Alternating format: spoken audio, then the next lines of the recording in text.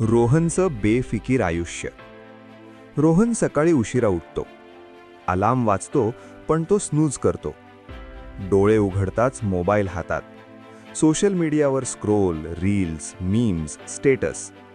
फक्त 5 मिनिटं म्हणत म्हणत 1 तास निघून जातो. दरम्यान शहर मात्र वेगाने धावत असतं. लोक ऑफिसला जातात, विद्यार्थी कॉलेजला धावतात, दुकानं उघडतात. पण रोहन, तो अजूनही वेळ वाया घालवत असतो. तो डेडलाईन चुकवतो, मीटिंगला उशीर करतो, मित्रांच्या प्लॅनला वेळेवर पोहोचत नाही. त्याला वेळेची किंमतच वाटत नाही. त्याच्यासाठी उद्या करू हेच ब्रीदवाक्य असतं. आजोबांची शहाणीव. एक दिवस रोहन आपल्या आजोबांना भेटायला जातो.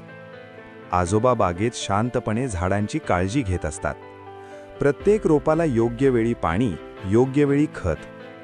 रोहन विचारतो, आजोबा एवढी काळजी कशाला? झाडं तर वाढतीलच ना?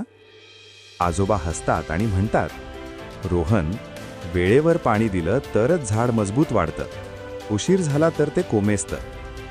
ते पुढे सांगतात, वेळ म्हणजे नदीसारखी आहे. ती थांबत नाही.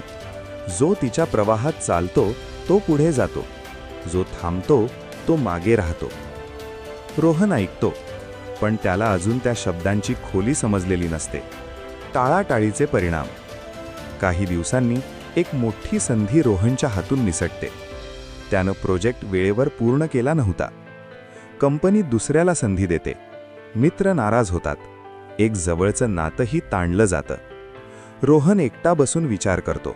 मनात पश्चात्ताप, राग, निराशा. अचानक त्याला आजोबांचे शब्द आठवतात.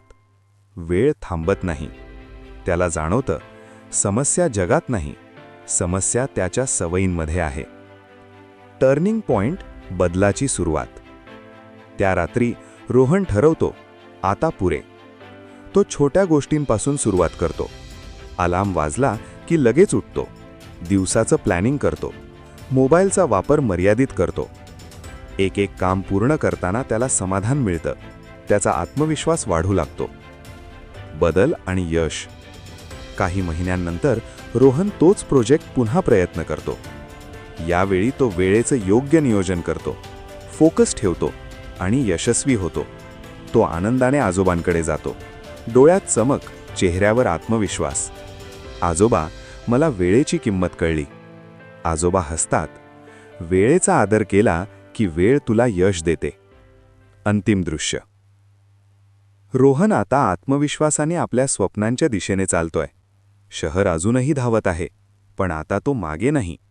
तो प्रत्येक क्षण जपतोय, कारण त्याला कळलंय, वेळ हीच खरी संपत्ती आहे.